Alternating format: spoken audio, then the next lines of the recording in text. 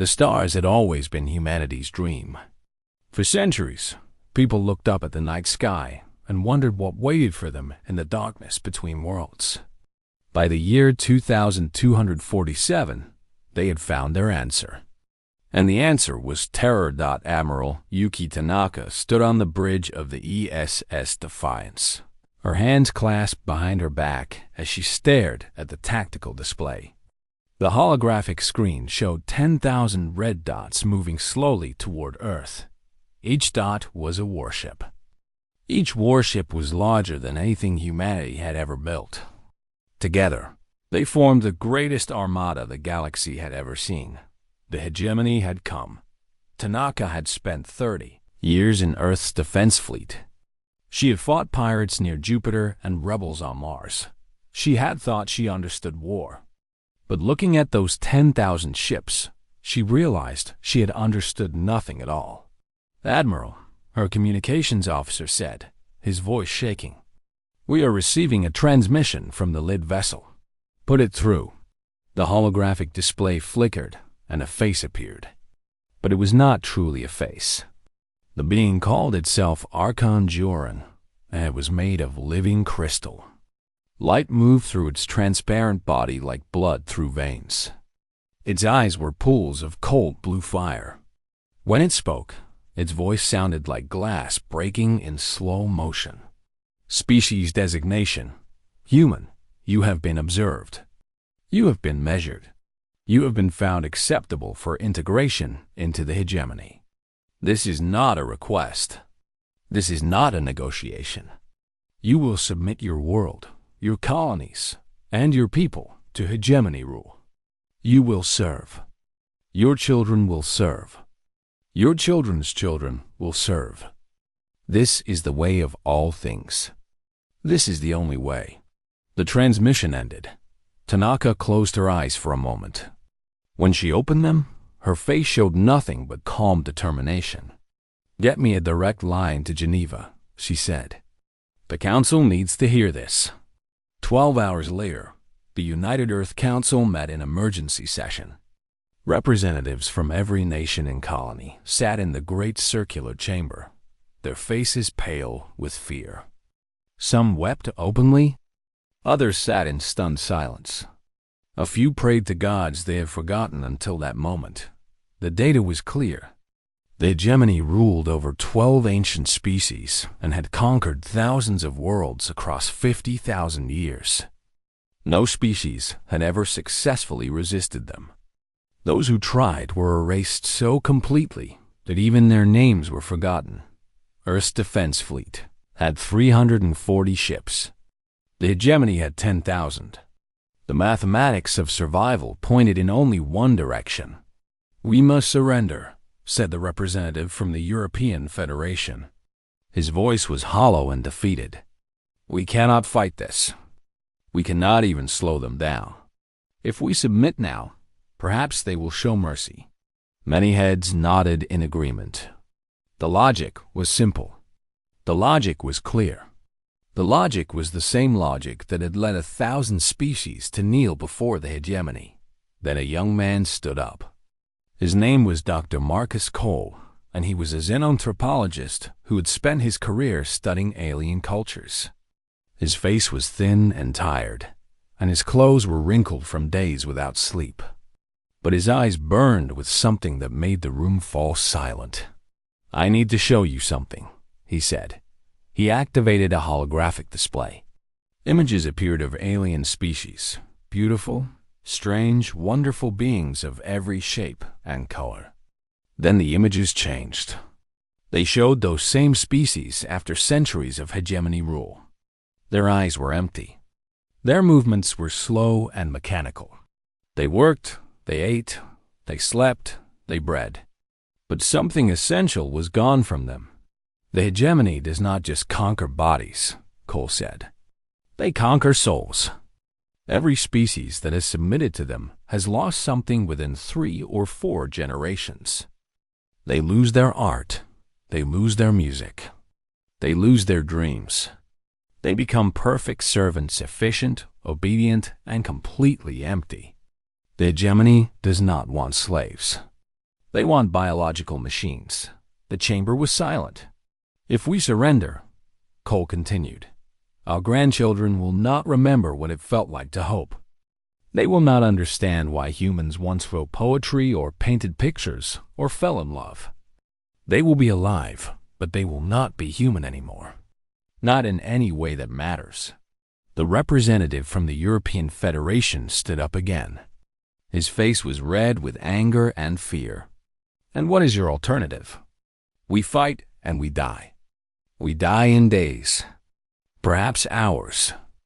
At least if we surrender, we survive. Cole looked at him with something like pity. There are things worse than death, he said quietly. Slavery is one of them. The debate lasted for 6 more hours. Voices rose in anger and fell in despair. Some walked out. Some threatened violence. The fate of humanity hung on the words spoken in that chamber. In the end, they voted. The vote was not unanimous. Many chose surrender. Many chose hope over dignity, survival over freedom. But more chose to stand. By a margin of 37 votes, the United Earth Council made its decision. Earth would not kneel. Admiral Tanaka received the news on the bridge of the Defiance. She read the message 3 times, then set it down carefully on her console. Around her, her officers waited in tense silence. We have our orders, she said simply.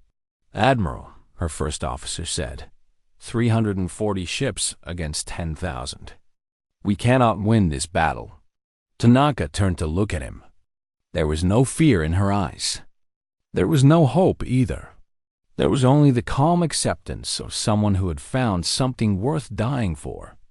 No, she agreed. We cannot win. But we can make them remember us. We can make them bleed.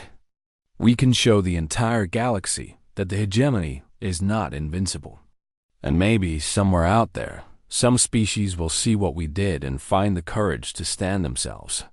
She walked to the communications console and opened a channel to every human ship, station, and colony in the solar system.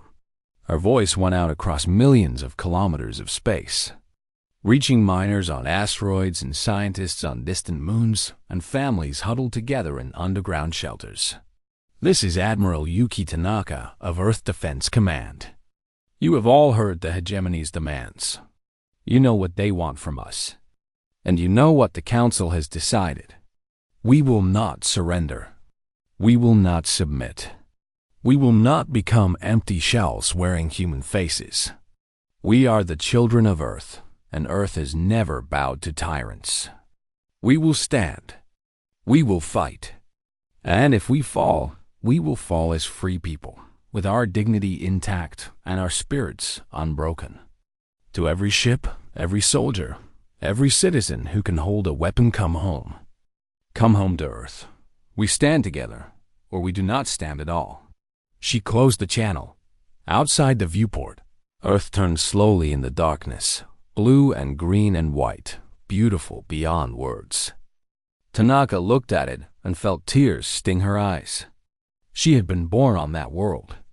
She had played in its fields and swum in its oceans and watched its sunsets paint the sky in colors no artist could capture. Soon, ships would come.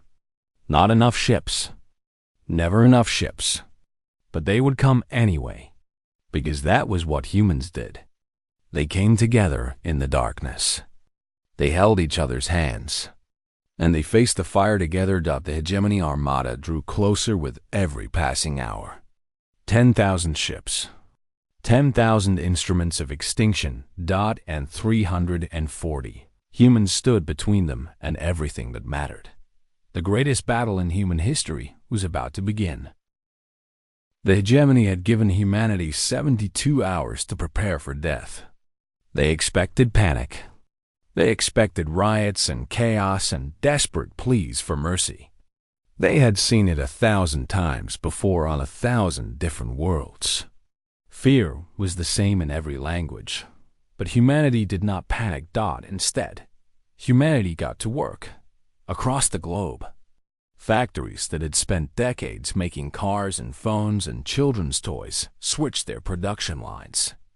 Within hours, they began producing weapons and ammunition. Engineers who had designed video games now designed targeting systems. Scientists who had studied medicine now studied explosives. The entire productive capacity of human civilization turned toward a single purpose. Admiral Tanaka watched the transformation from orbit. Ships arrived from Mars and the asteroid belt and the moons of Jupiter. Not 340 ships, anymore 412. Then 450. Then 500. They were not enough, but they kept coming anyway. "They are insane," her first officer muttered as another transport arrived, piloted by a crew of asteroid miners who had never fired a weapon in their lives. "They know they are going to die, and they come anyway." "They are not insane," Tanaka said. "They are human." On the surface of Earth, Dr. Marcus Cole worked without rest. He had found something in the old records, a story that the hegemony had tried very hard to bury. 1,000 years ago, a species called the Axelar had refused to submit. They had fought the hegemony for 11 years before being destroyed.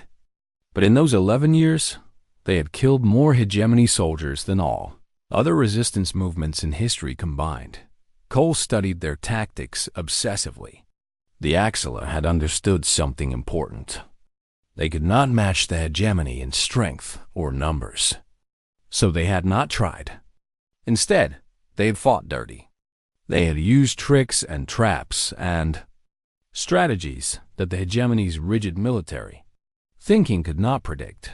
He shared his findings with Tanaka in a secure transmission. "The hegemony fights like a machine," he explained. "They have rules.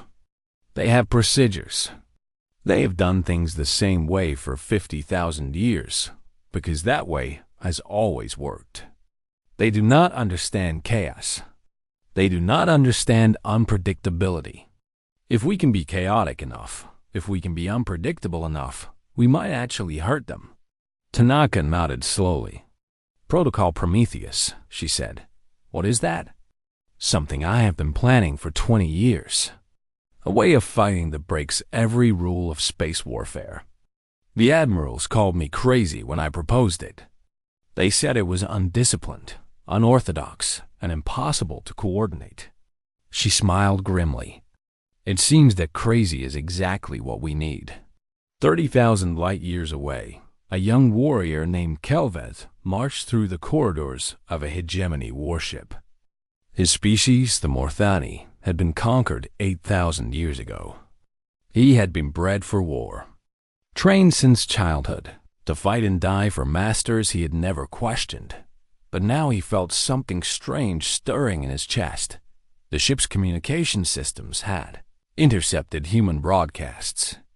At first, the officers had played them as entertainment, laughing at the primitive species that dared to defy the hegemony. But Kelveth found himself unable to laugh. He watched a human woman say goodbye to her children before boarding a transport ship. She knew she was going to die. She told her children she loved them, that she was proud of them, that they should never give up hope. Then she smiled through her tears and walked away. He watched human soldiers singing songs as they marched to their positions. The songs were about freedom and courage and standing up for what was right. The soldiers knew the odds. They knew they would probably die, but they sang anyway. He watched an old human man give a speech to a crowd of young volunteers. The man had fought in wars before, long ago. He told them that fear was natural, that courage was not the absence of fear, but the decision that something else mattered more. He told them that every species that had ever achieved anything great had done so by refusing to accept the limits others placed on them. Kelveth did not understand these humans. His people had accepted hegemony rule because they were told it was inevitable. They had stopped dreaming because they were told dreams were pointless. They had become what the hegemony wanted them to be because they believed they had no choice. But these humans did not believe that.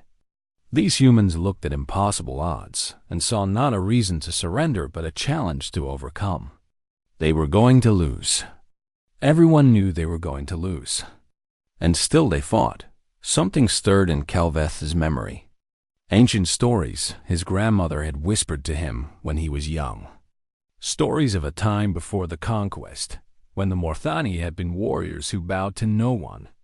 Stories that were forbidden now, punishable by death. He had thought those stories were just myths.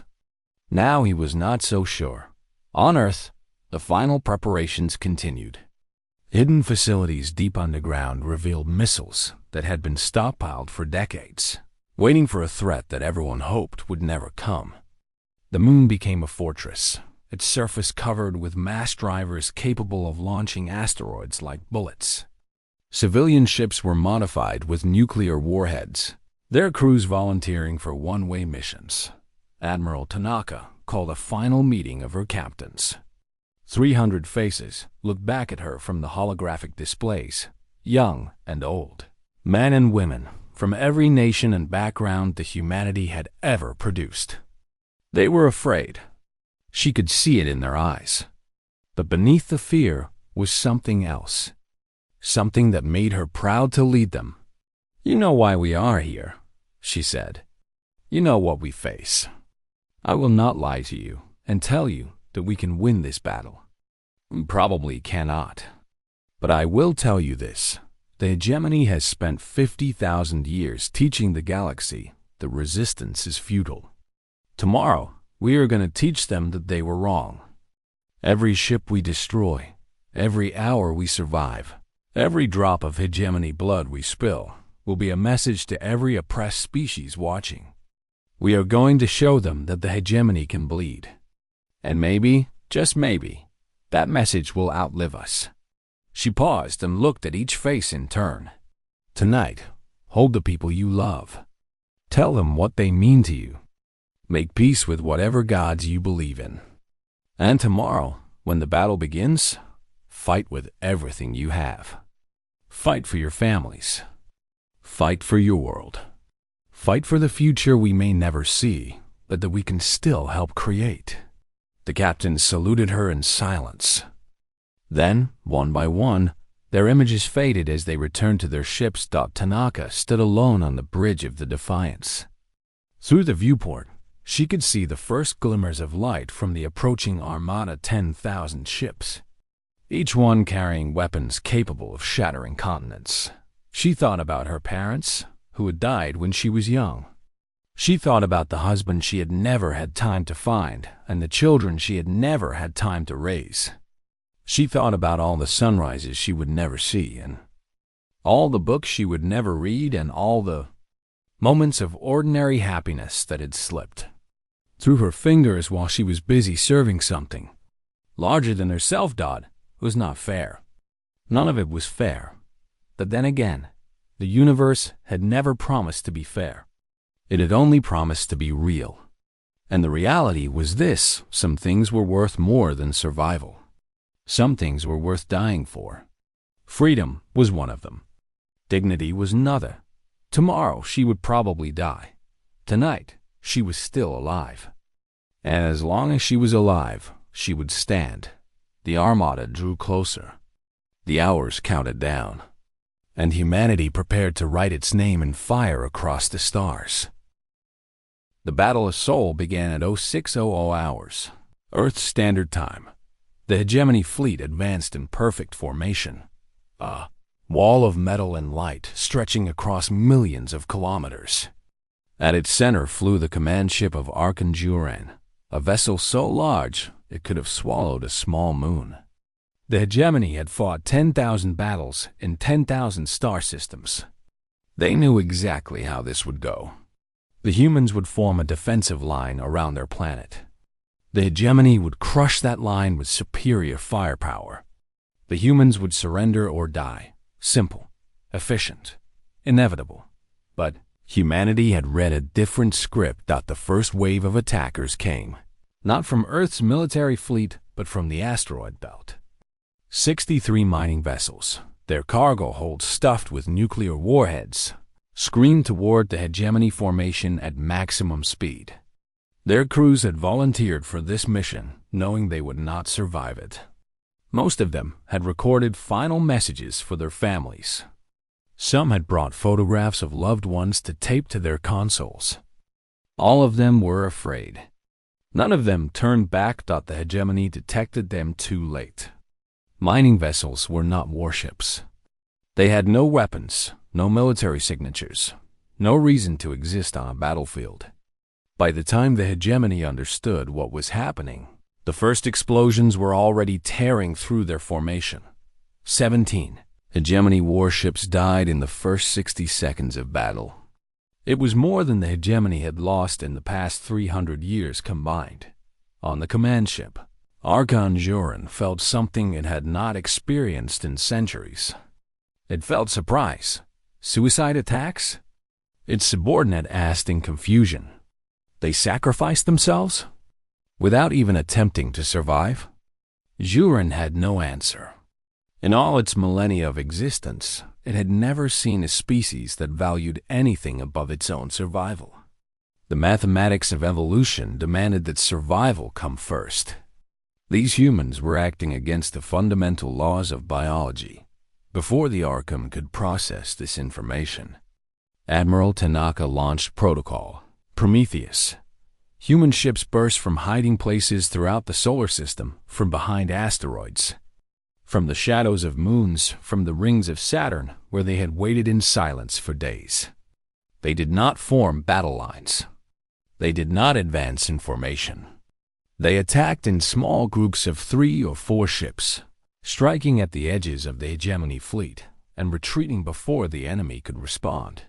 The hegemony tried to pursue them, but the human ships were faster and more maneuverable than their lumbering warships. Every time the hegemony turned to engage one group, another group attacked from a different direction. It was like fighting smoke. Every time they grasped at it, it slipped away. They are not following any military doctrine, a hegemony commander reported in frustration. Their movements are completely random. We cannot predict their attacks. That was the point. Tanaka had built her strategy around a simple truth. You cannot predict what has no pattern. Every captain in her fleet had been given a single order: fight your own battle. No coordination. No grand strategy. Just chaos. And chaos was something the hegemony had never learned to handle. On the moon, the mass drivers opened fire.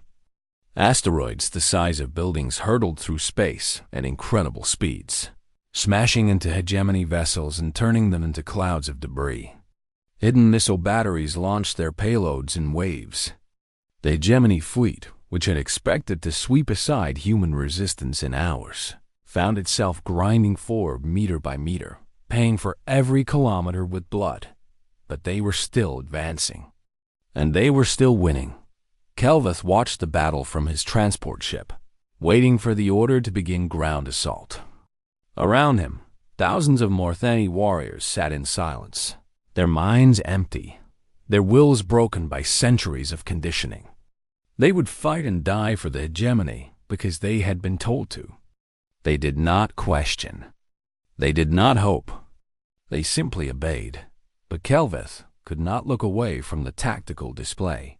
He watched a single human frigate, badly damaged and trailing fire, turn and charge directly at a hegemony battleship 10 times its size. The frigate had no chance of survival. Everyone knew it. But instead of running, instead of surrendering, the human captain aimed his broken ship at the battleship's engine core and accelerated. The explosion took out both vessels. Kelveth tried to imagine doing what that captain had done, choosing death over surrender, destruction over submission. He could not. His people had forgotten how to make such choices. The hegemony had bred that capacity out of them thousands of years ago, but the humans still had it. Somehow, impossibly, the humans still had it. By hour 12 of the battle, humanity had lost half its fleet, but the hegemony had lost nearly 300 ships, more than they had lost in the past millennium. The cost was staggering, unprecedented, impossible to explain. Arkanjoran called for reinforcements. Admiral Tanaka knew her fleet was dying. She watched the casualty reports scroll across her display, each name representing a ship full of people she had known and commanded and sent to their deaths. The mathematics were clear. They had bought time, but time was running out. "Admiral," her first officer said quietly, "we have 92 ships remaining. The hegemony still has over 9,000. We cannot hold them much longer." Tanaka nodded. She had known this moment would come. She had planned for it. "Open a channel to the command ship," she ordered. "I want to speak to the Archon directly." When Joran's crystalline face appeared on her screen, Tanaka smiled. It was not a friendly smile. "Archon," she said, "your fleet is going to reach Earth. We both know that. You are going to win this battle. But I want you to remember something. Remember the price you paid. Remember the ships you lost. Remember that a species you had never even heard of a month ago made you bleed more than anyone in your entire history." "You have accomplished nothing," Joran replied coldly. "You have delayed the inevitable by hours. Your world will still fall. Your people will still submit. Your defiance means nothing." "Perhaps," Tanaka said, "or perhaps somewhere in your empire, a conquered species is watching this battle right now. Perhaps they are seeing that the mighty hegemony can be hurt. Perhaps they are remembering what it felt like to hope. You can kill us, Archon, but you cannot kill what we represent. You cannot kill the idea that resistance is possible. And that idea is going to spread through your empire like fire through dry grass." She closed the channel before the Archon could respond. Then she turned to her crew. "All remaining ships, form on me. We are going to make one last attack. We are going to hit them right in the heart. We are going to take that command ship with us if we can, or die trying." No one argued. No one hesitated. 92 ships fell into formation behind the Defiance. Tanaka looked at Earth one last time. Blue and green and beautiful, spinning slowly in the darkness. She had been born there 70 years ago. She had lived a good life. She had no regrets. "All ships," she said. "Forward." The final charge of humanity's fleet began. 92 ships against 9,000. They knew they would not survive. They charged anyway, because some things mattered more than survival. And humanity had finally found something worth dying for. Admiral Tanaka died at 1847 hours, Earth Standard Time. Her ship, the Defiance, crashed directly into the command vessel of Arkanjoran at nearly 1/10 the speed of light. The explosion was visible from Earth's surface. For a brief moment, a new star blazed in the sky brighter than the sun, brighter than anything humanity had ever created. When the light faded, both ships were gone. And with them, for the first time in recorded galactic history, a Vethkai Archon had fallen in battle. The hegemony fleet stopped advancing. It was not a strategic pause. It was shock. Pure, paralyzing shock. The Vethkai were considered immortal, eternal, beyond the reach of lesser species. They had ruled the galaxy for 50,000 years without ever losing one of their own to combat. And now a species that had not even achieved faster than light travel a century ago had killed one.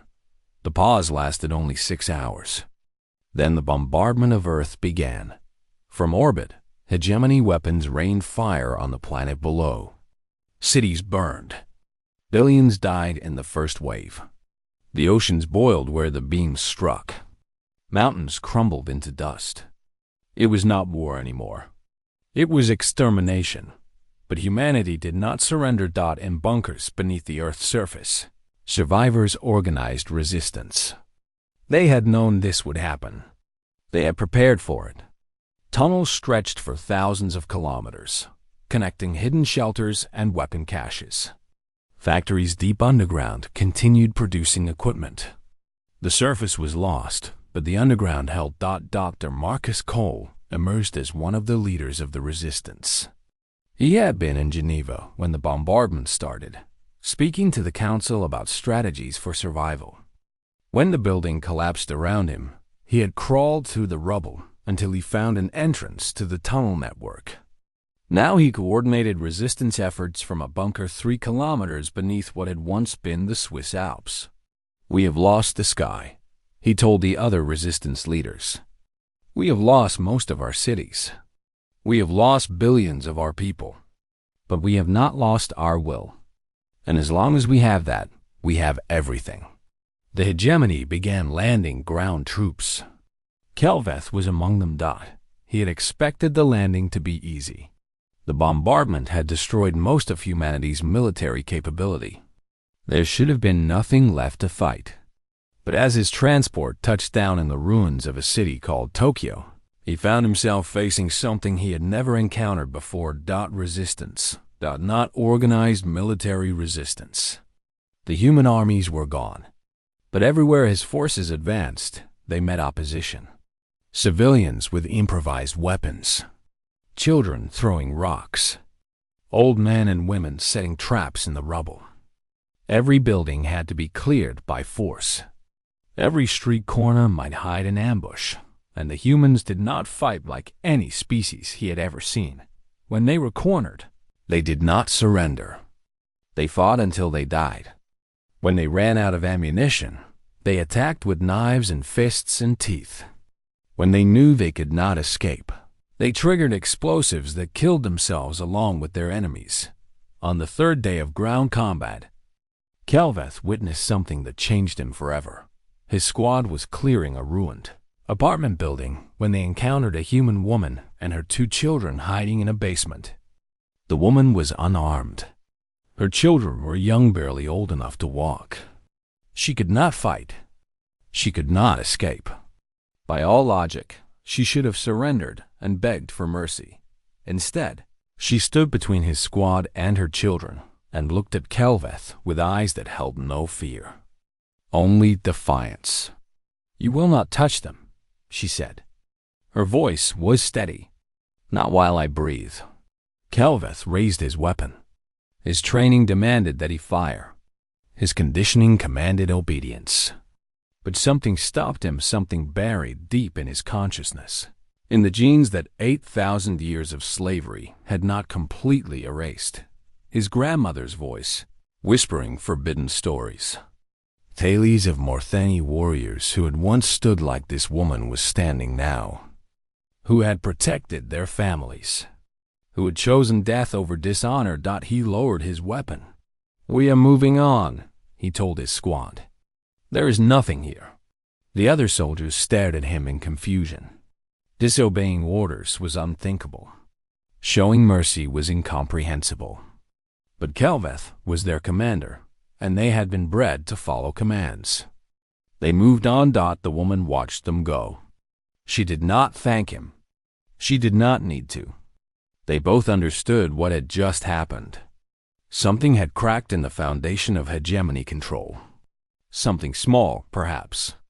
But in a structure that had stood for millennia, even small cracks could spread. Far from Earth, the recordings of humanity's resistance spread through the hegemony's communication networks. Security protocols could not contain them. Every subjugated species saw the same images, humans fighting against impossible odds, refusing to submit, dying on their feet rather than living on their knees. On 100 worlds, slaves whispered to each other in the darkness. They shared the recordings in secret. They spoke the words that had been forbidden for generations. They are fighting. They are still fighting. If they can fight, why can't we? The first rebellion began on a mining world called Thren 4. A group of Morthani workers, inspired by what they had seen, refused to enter the mines. When the overseers came to force them, the workers picked up their tools and fought back. They were all killed within hours. But before they died, they sent a message to every other Morthani in the system. We remembered what we used to be. We remembered that we were once warriors. We remembered that submission is a choice. We chose differently. Now you choose. More rebellions followed. Small ones at first, 12 workers here, 100 slaves there. The hegemony crushed each one easily, but they kept happening, and each one inspired 10 more. On Earth, Dr. Cole recorded a message that would be broadcast across the galaxy. "My name is Marcus Cole," he said, his face gaunt from months of hiding, his voice hoarse from exhaustion. "I speak to you from beneath the ruins of a world that chose death over slavery. We are dying. We know this.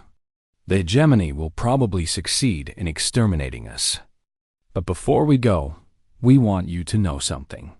He paused, looking directly into the camera. "For 50,000 years, the hegemony has told you that resistance is impossible, that submission is the only logical choice, that your spirit was broken and could never be healed. They were wrong. Look at us. We are a young species with primitive technology and no allies. And we have hurt them. We have made them bleed. We have shown the entire galaxy that they can be wounded." His voice grew stronger. "You do not have to live on your knees. You do not have to teach your children that hopelessness is wisdom. You do not have to accept the chains they have placed on your minds.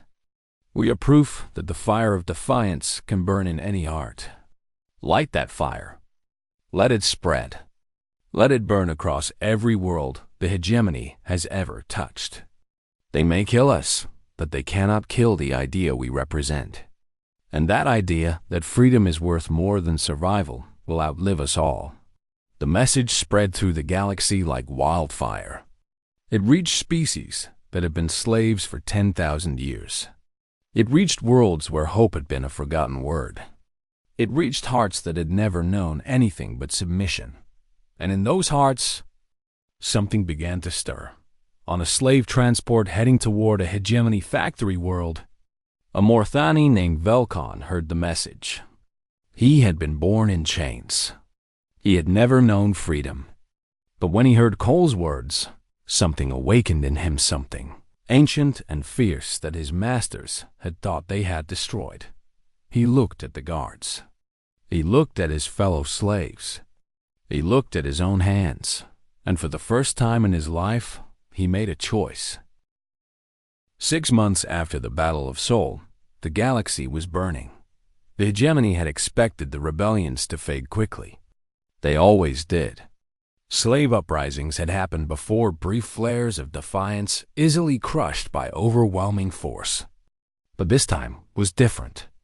This time, the fires refused to die. On 12 worlds, Morthani warriors had seized control of weapon factories.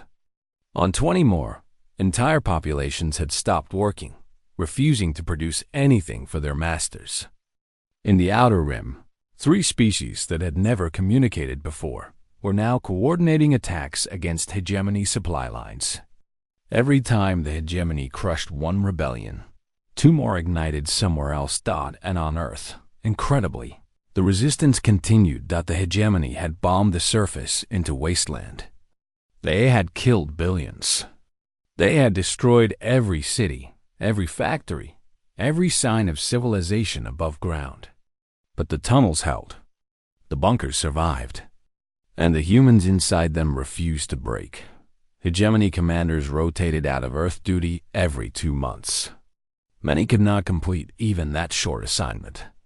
They suffered from nightmares, from paranoia, from a condition that hegemony psychologists had never seen before. They called it terror fatigue, the mental collapse that came from facing an enemy that simply would not surrender, no matter what was done to them. "They are not like other species," one commander reported before being removed from duty. "They smile at us. Even when they are dying, they smile. They look at us like they have already won, even though we have taken everything from them. I do not understand them. I do not think they can be understood. And I do not think they can be broken. Kelveth had not returned to duty after Earth. He could not. What he had seen there, what he had felt when he lowered his weapon, had changed something fundamental in him. The programming that had governed his life for 30 years had cracked open, and through the cracks, memories were flooding in. He remembered his grandmother's stories. He remembered the songs she used to sing when she thought no one was listening, ancient warrior songs, forbidden for generations. He remembered the look in her eyes when she told him about the Morthani who'd existed before the conquest. Warriors who had bowed to no one, who had lived and died free. He had thought those stories were just fantasies, the desperate imaginings of an old woman who could not accept reality. But now he knew better. Those stories were true. His people had been warriors once, and somewhere, buried deep beneath 8,000 years of slavery, that warrior spirit still existed. He found others who felt the same. First a handful, then dozens, then hundreds. They met in secret, sharing forbidden songs and ancient memories. They trained with weapons they had stolen from their masters. They planned, and when the time came, they struck. Kelveth led the attack on a hegemony garrison on his homeworld. It was not a large attack, only 300 Morthani against 1,000 hegemony soldiers. By any reasonable calculation, they should have been massacred, but they fought like their ancestors had fought, with fury and courage and joy. Yes, joy, the fierce, wild joy of beings who had finally remembered what they were. Half of them died in the first hour. The survivors kept fighting. When their weapons ran out of ammunition, they fought with blades. When their blades broke, they fought with fists. They took the garrison. Word of the victory spread across the planet within hours. Then across the system. Then across the sector. The Morthani were rising. After 8,000 years, they were finally rising, and they were not alone. The Axelora species the hegemony had believed extinct for 1,000 years emerged from hiding. For 10 centuries, survivors had hidden in the deep places of the galaxy, preserving their culture, waiting for a moment of weakness. When they saw the uprising spreading, they knew their moment had come. They brought with them weapons and tactics developed during their 11-year war against the hegemony. They brought knowledge of hegemony weaknesses, and they brought hope-living proof that the hegemony could be resisted and survive. The Council of Archons met in emergency session for the first time in 500 years. The situation was unprecedented. The hegemony controlled 10,000 star systems and 1 million inhabited worlds. Their military power was absolute. Their technology was unmatched. They could, if they chose, exterminate every rebellious species down to the last individual. But that would require pulling forces from everywhere. It would take centuries. And during those centuries, more species would rise. More fires would ignite. The cost of maintaining the empire was becoming greater than the benefit of possessing it. For the first time in their immortal existence, the Archons faced a truth they had never considered. They might lose. A faction within the council proposed something that had never been suggested before negotiation. Not with the rebels. The rebels were too scattered, too angry, too fragmented to negotiate with. But with the species that had started all of this, with humanity. The proposal was met with disbelief. The hegemony did not negotiate.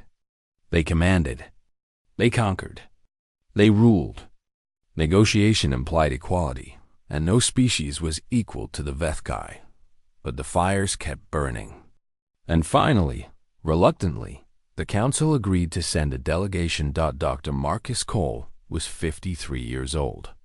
He had spent the last 6 months living in a bunker, eating recycled food, breathing recycled air, watching his species die piece by piece. He had lost friends, colleagues, and family members. He had seen horrors that would haunt him for the rest of his life. When the hegemony delegation arrived, he was waiting for them. They offered Earth autonomous integration, self-governance within hegemony space. An end to the bombardment, a chance for humanity to survive. It was more than any species had ever been offered. It was, by hegemony standards, an act of almost incomprehensible generosity. Cole rejected it. The hegemony negotiators stared at him in confusion. "You are dying," it said. "Your planet is destroyed. Your species has lost billions. We are offering you survival. Why would you refuse?" Cole smiled. It was the same smile that had terrified hegemony soldiers across Earth. The smile of someone who had found something more important than life. "Because survival is not enough," he said. "You came here to negotiate because you are afraid. Not of us, of what we represent. You are afraid of the idea that submission is not inevitable. You are afraid of the fire we have lit in the hearts of your slaves. That fire will not stop burning because you give us comfortable chains. It will only stop when you give us freedom." He leaned forward. "Not just for us. For everyone. Complete withdrawal from all human space. Recognition of human sovereignty. And most importantly, formal acknowledgement that any subjugated species may petition for independence without facing extermination." The negotiator was silent for a long time. That would mean the end of the hegemony. It finally sighed. "No," Cole replied. "It would mean the transformation of the hegemony, from an empire of slaves into a federation of equals. You can survive, Archon, but only if you learn to rule with consent instead of force. That is our offer. Take it or leave it." The negotiator left. 3 months later, the hegemony accepted. It took years to implement the agreement. Decades. The transition was not easy. Old habits died hard, and some species chose violence over change. But slowly, painfully, the galaxy transformed. Calveth became the first speaker of the Free Morthani Republic. 10 years after the uprising, he visited Earth, no longer a wasteland, but a world in recovery. Its people rebuilding what had been destroyed. He found Dr. Cole at a memorial built on the site where the Council had voted to resist. The names of every human who had died in the war were carved into the black stone, billions of names. So many that it would take a lifetime to read them all. They stood together in silence, looking at the sunset. The sky was still scarred from the bombardment, but flowers were growing in the ruins, and children were playing in the streets below. "Your people gave us something," Calveth said finally. "Something we had lost so completely that we forgot it ever existed." Cole looked at him. "What was that?" "The belief that tomorrow could be different from today." Calveth turned to face the old human, and his eyes that had once been empty with generations of conditioning, now burned with fierce pride. "We had accepted that the future would be like the past, that nothing could ever change. That hope was foolishness. Your people showed us that was a lie. You showed us that the future is not written, that it can be shaped by those who are willing to pay the price." Cole nodded slowly. He thought of Tanaka, charging into the enemy fleet. He thought of the miners who had piloted their ships into hegemony warships. He thought of the woman who had stood between hegemony soldiers and her children. He thought of all the people who had chosen death over submission, dignity over survival. "We did not win because we were strong," he said. "We won because we remembered something the hegemony had forgotten. That spirit cannot be conquered. That will cannot be broken. That as long as one heart beats with the desire for freedom, tyranny can never truly triumph." The sun set over Earth, a world that had stood alone against impossible odds and changed the destiny of a galaxy. And in the sky above, the stars shone down on a universe that would never be the same.